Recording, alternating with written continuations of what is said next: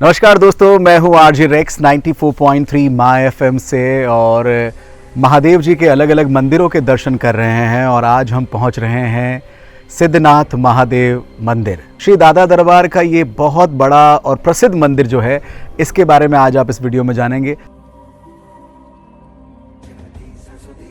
सिद्धनाथ जी की दरबार की यात्रा जब आप शुरू करते हैं तो यहाँ एक ये छोटा सा स्थान बना हुआ है। ये उन लोगों के लिए है जो इन तमाम सीढ़ियों को पूरा चढ़कर बाबा के दरबार में नहीं जा सकता, अपने शारीरिक क्षमता के चलते हुए किसी कारणवश वो चलने में असमर्थ है, तबीयत ठीक नहीं है, तो वो यहाँ से भी माथा टेक कर बाबा का आशीर्वाद ले सकता है। सुबह 9 बजे से लेकर शाम 5 बजे तक बाबा के दरबार में आने का समय है। और यहाँ जब आप इस यात्रा को शुरू करते हैं तो यहाँ आपने एक मैसेज पढ़ा होगा कि ऊपर लकड़ी ले जाकर सेवा में भी आप लाभ दे सकते हैं और स्वयं भी एक पुण्य का काम कर सकते हैं। जब आप यहाँ से सफ़र शुरू करेंगे तो आप यहाँ से लकड़ी लेकर भी ऊपर धीरे चढ़ सकते हैं, जिससे कि ऊपर आश्रम में जो लकड़ी की आवश्यकता होती है वो भी पूर्ण होती है और आपको आशीर्वाद भी मिलता है।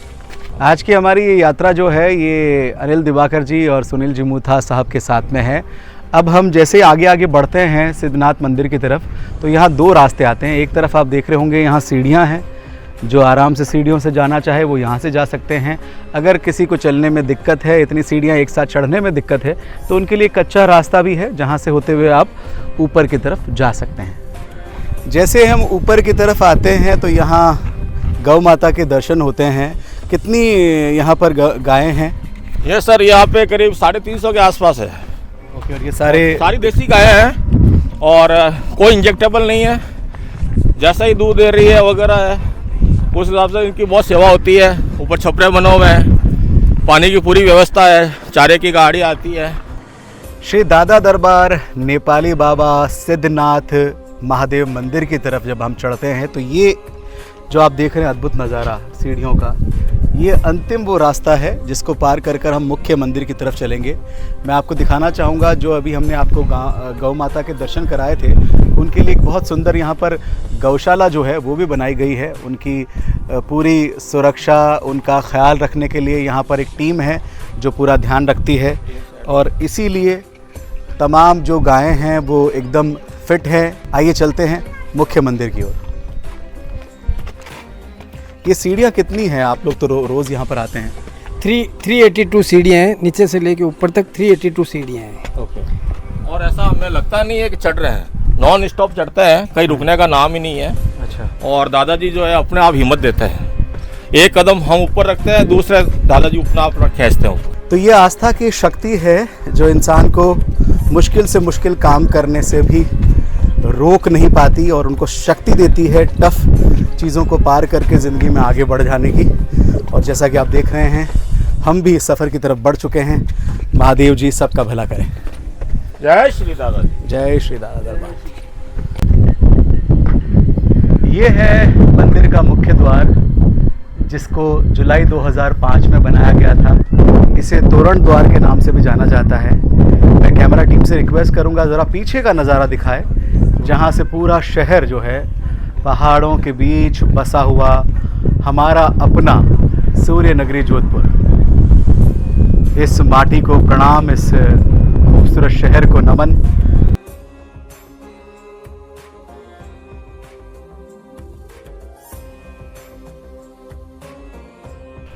जय श्री दादा जी की। जय श्री दादा जी। यहाँ लकड़ियाँ यहाँ लाके नीचे से लाके यहाँ की जाती है भोजनशाला के लिए, यहाँ से इससे भोजन बनता है। यहाँ ये वो संग्रहण है जो लकड़ियों का, जैसा कि हमने नीचे बताया था आपको कि ऊपर जाते समय आप कुछ लकड़ियाँ लेकर आ जाएं तो ये यहाँ पर रखी जाती है, भंडारा है। यहाँ एक सूचना है जो बहुत क्लियर है, बीड़ी सिगरेट, बेल्ट, जूते, जुराब समाधि स्थल पर ले जाना मना है। इसलिए यहाँ पर एक पूरी व्यवस्था की गई है जहाँ आप आराम से अपने जूते खोल सकते हैं, अपने बेल्ट यहाँ पर आप रख सकते हैं। वहाँ रैक बना हुआ है जहाँ आप अपने जूते रख सकते हैं।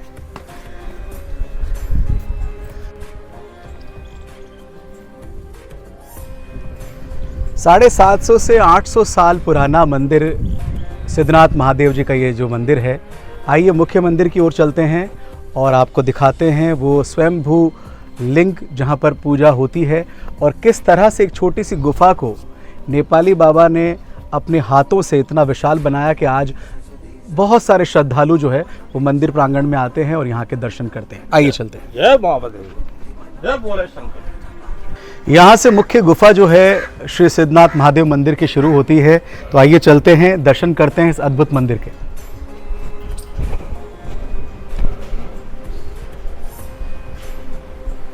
ये वो प्राचीन गुफा है जो पहले बहुत छोटी हुआ करती थी, पर नेपाली बाबा ने इस गुफा को इतना बड़ा किया ताकि श्रद्धालु जो है आसानी से अंदर जाकर ज्योतिर्लिंग के, शिवलिंग के दर्शन कर सकें। आइए चलते हैं। तो ये है स्वयंभू ज्योतिर्लिंग महादेव जी का, शिव जी का, और हमारे साथ में यहाँ पर नीलेश व्यास जी हैं जो यहाँ संपूर्ण रूप से पूजा पाठ का काम संभालते हैं।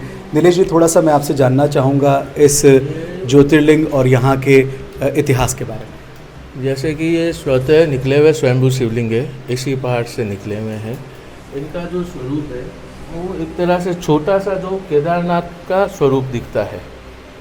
जिस प्रकार केदारनाथ का लिंग थोड़ा बड़ा है आकार में और ये थोड़ा छोटा है, बाकी सेम केदारनाथ जैसा है।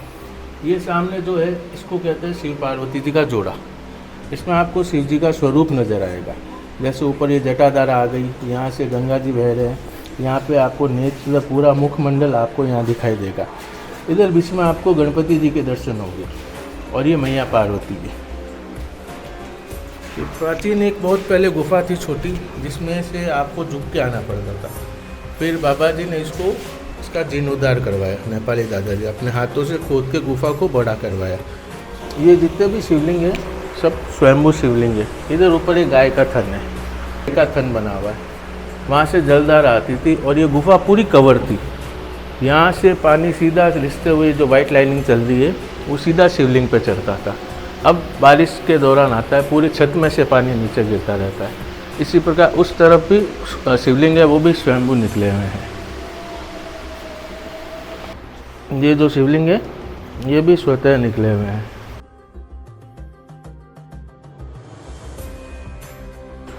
इनको द्वादश ज्योतिर्लिंग से भी तुलना की जाती है, इनकी उनकी। और इनकी सबसे बड़ी खासियत है कि इनकी गिनती आप कभी नहीं कर सकते। आज गिन के जाओगे, आपको अगर 12 लगेंगे, कल गिनोगे तो आपको 13 आएंगे, कभी 11 आएंगे। एक जैसे कभी नहीं मिलेंगे आपको। हमेशा इनकी गिनती में यहाँ पे वहाँ पे आपको गिनती में फर्क आएगा।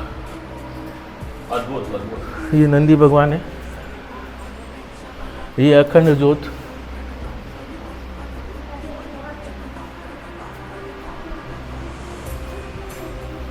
और ये पूरी गुफा ही थी, इधर से पूरा बंद था, फिर इसको खोद के बड़ा किया। ऊपर चट्टान है पूरी।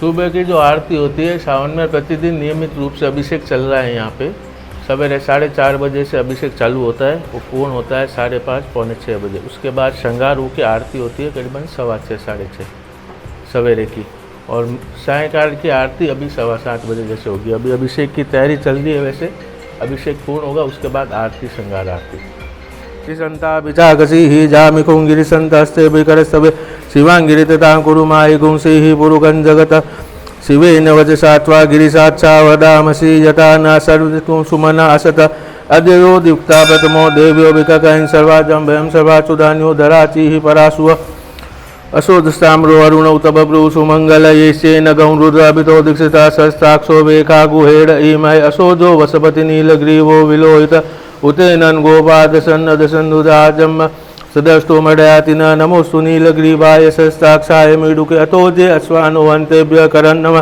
प्रभुञ्जधन् वनो भयो राक्त्यो राज्यम याचस्तै कव परात भगवो वप विजन्दनुगपर्दिनो विशल्यो बाणवा उताने सन्न्यस जायिकव आभूषण निसंगतिः याते एते मिड्वस्ते महस्ते बभूवते धनुतयास्मान् वृक्ष परिभुज परिदे धन्वनो एतस्मान् विक्षुतातोजे एकुदिस्तवारि अस्मिन् देहितम् अवतिष्णगो शस्त्राक्षते खुदे निशल्य शल्याना मुगा शिवना सुमना भव नमस्तायुधाय तथा कृष्णवे उभाभ्यां मुदते नमो बाहुभ्यां तव धन्वने मानो महान्तमुतमानो अर्भकं मानौक्षितं मानो वदिः वितरमोत मातरं मानाभ्यास्तन्वो रुदरीरिका मानसो केतने मान आयुकी मानो गोकुमानो स्वे कुरीर्ग मानो वीरान रुद्रभावनो वृद्धिर्मंत्र सदमित्वा वामहे। ओ शांति रंग शांति बद्वै शांति रापा शांति रोखर शांति वनस्पति शांति विश्वे देवा शांति ब्रह्म शांति स्वर्गुण शांति। ओम शांति शांति सुख शांतिर्भवतु। बालाजी का स्वरूप है और ये बालाजी भजन में नील है, श्री राम धुन में लगे हुए हैं और ये बहुत ही सौम्य जिसको कह सकते हैं। एक तो बालाजी का होता है जो क्रूर होता है स्वरूप, या संजीवनी वाला आपने देखा होगा पहाड़ पे, ये वो स्वरूप है जिसमें वो भजन कर रहे हैं, लीन है राम धुन में। और ये भी चरण पादुका है और इस पर पूरा स्वर्ण का काम करा रखा है, तो इसको अंदर रखा है और पूजा वगैरह सब चरण पादुका होती है बालाजी की जो बनी हुई है। श्री सिद्ध भैरवाय नमः। जैसे ही आप मुख्य मंदिर से दर्शन करके बाहर निकलेंगे, यहाँ भैरव बाबा का भी एक अद्भुत मंदिर है जिसके दर्शन कर सकते हैं। और ऐसी मान्यता है कि मुख्य मंदिर के दर्शन के बाद अगर आप यहाँ के दर्शन करते हैं तभी आपकी यात्रा संपूर्ण होती है। श्री दादा दरबार सिद्धनाथ मंदिर के कादिपति मुनीश्वर गिरी महाराज साहब के चरणों में इस समय हम विराजित हैं और हम सबके लिए मनोकामना करते हैं कि आप सबके काम सफल हों, आपका जीवन सफल हो। गुरु जी बहुत बहुत प्रणाम। आनंद रहो। गुरु जी, सबसे पहले हम जानना चाहेंगे आपसे इस भव्य मंदिर के इतिहास के बारे में। ये सूर्य नगरी के नाम से पहले जानी जाती थी।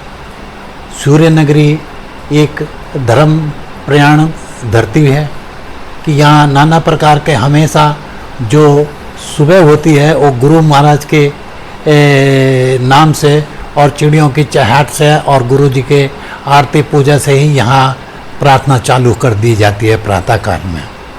ये एक ऐसी धर्म प्रयाण भूमि है जोधपुर, जिसको हम सूर्य नगरी के नाम से भी जानते हैं।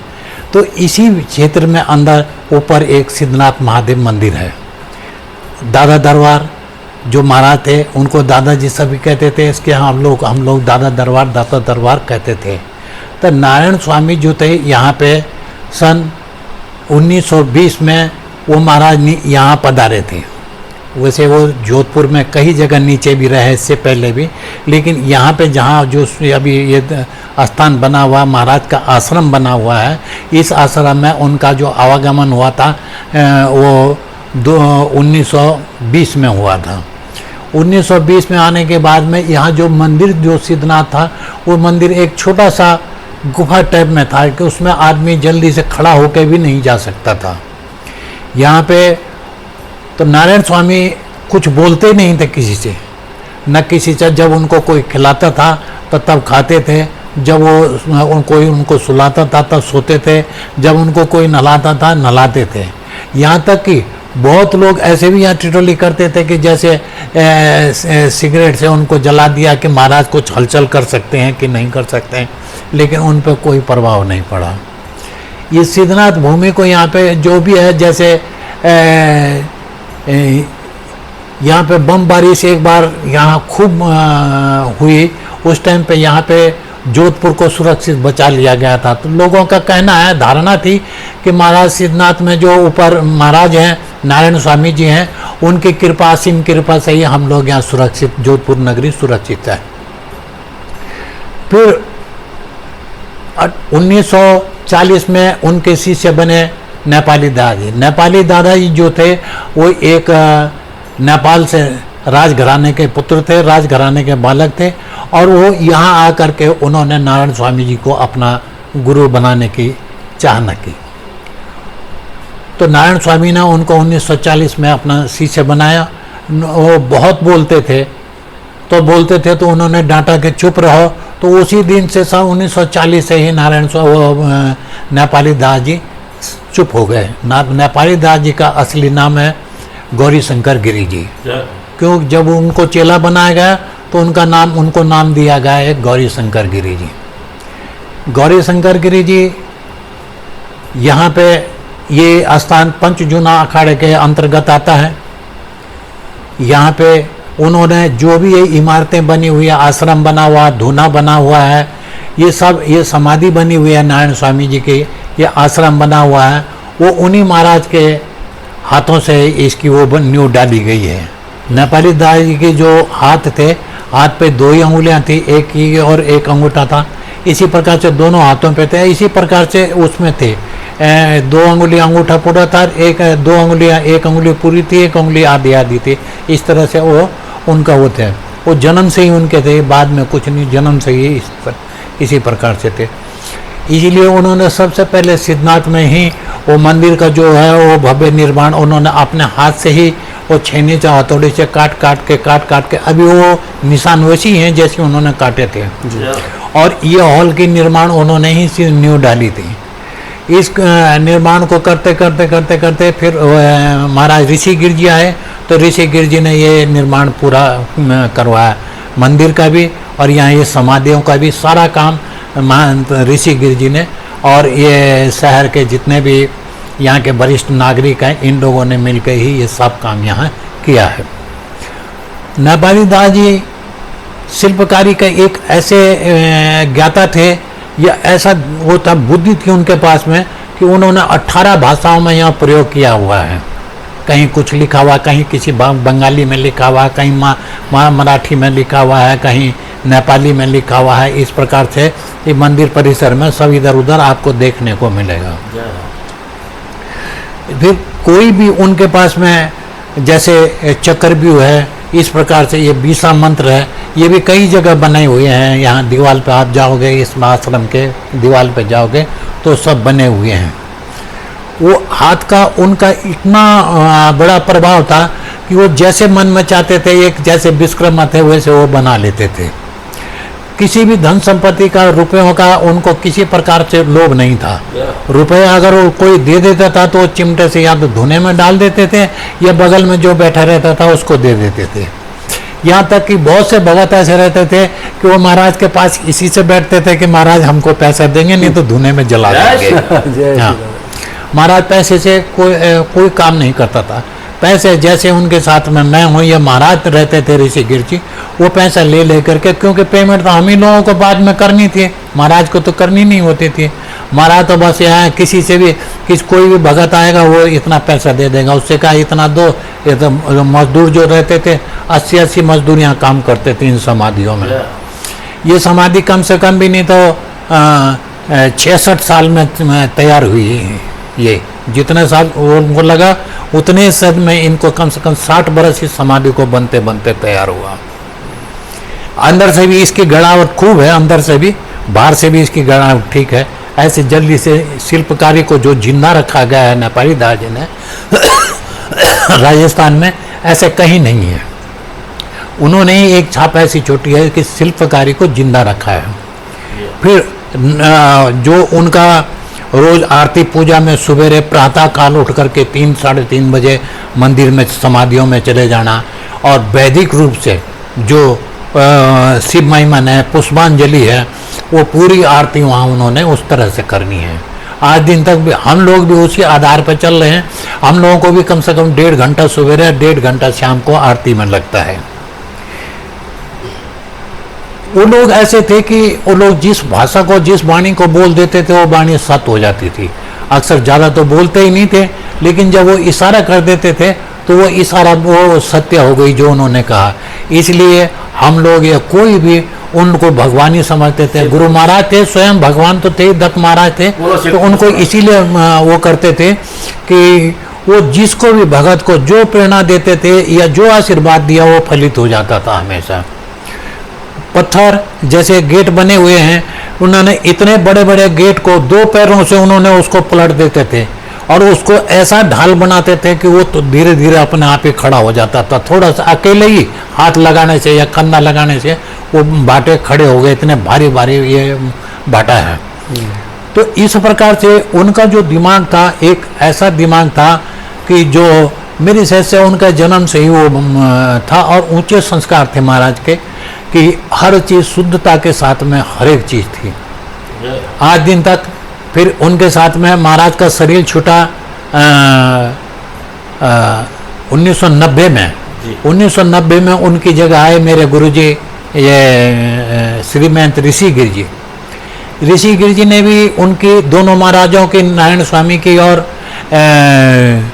नेपाली दादाजी की खूब सेवा की तन मन से, निस्वार्थ भाव जो कहते हैं उस समय पे, ऐसी सेवा आज दिन तक कोई नहीं कर पाया। तो उन्होंने भी, महाराज मेरे गुरुजी ने भी शरीर छोड़ा 2008 में।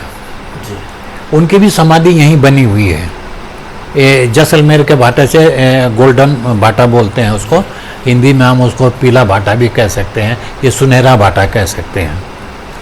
तो फिर महाराज के बाद 2008 में महाराज की गद्दी पे मैं यहाँ महंत मेरे को बनाया गया। यहाँ कम से कम नहीं तो 10,000 महात्मा, जूना, अग्नि, आह्वान सब अखाड़े यहाँ आए हुए थे।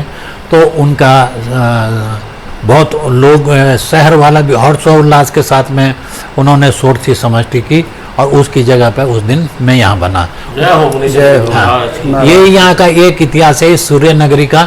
ये एक सर्वप्रिय एक स्थान है दादा दरबार कि हर लोग पब्लिक, जोधपुर की पब्लिक में ये घुसा हुआ है कि जो दादा दरबार में धुने पे जाके माथा टेकेगा, वहाँ की भगवती रज अपने माथे पे लगाएगा और वहाँ दर्शन करेगा, जरूर उसकी मनोकामना पूर्ण होती है। इसी आस्था को लेकर के सब लोग यहाँ आते हैं। शिव मंदिर जो है, इसका एक तपसी गिरी थे जो इन्होंने इनको ढूंढा, उनके साथ में 2 ब्राह्मण थे, चुन्नीलाल मुन्नीलाल। तो वो तपसी गिरी जी के साथ में रहते थे। तो पहले तपसी गिरी जी ने इसकी खोज की थी कि हाँ यहाँ मंदिर है। जय हो। सावन में कोई विशेष पूजा यहाँ होती है प्रभु? सावन में सहस्त्र घट होते हैं जी, और दोनों मंदिरों में, दोनों इसमें समाधियों में सब जगह रुद्राभिषेक होता है हम लोगों की तरफ से। यहाँ सहस्त्र घट होता है सोमवार के सोमवार।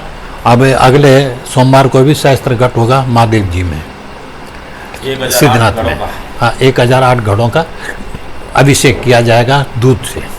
जैसा कि आपने जिक्र किया था कि 2 समय यहाँ 1.5 घंटे की आरती होती है जी, तो उनका क्या समय रहता है प्रभु? समय जैसे शाम को 7 बजे से हम लोग शुरू करते हैं और सवेरे 5:30 बजे से यहाँ आरती चालू होती है। क्योंकि उससे पहले उठ करके हम लोग जब 3:30 बजे नहा धो करके बाहर निकलते हैं, तब फिर हम लोगों को एक बार धोना पड़ना पड़ता है, साफ़ करना पड़ता है। साफ़ करने के बाद में 5:15 बजे हम लोग जाते हैं, तब तक बत्ती उत्ती जलाते 5:30 बजे हम लोगों की आरती शुरू हो जाती है।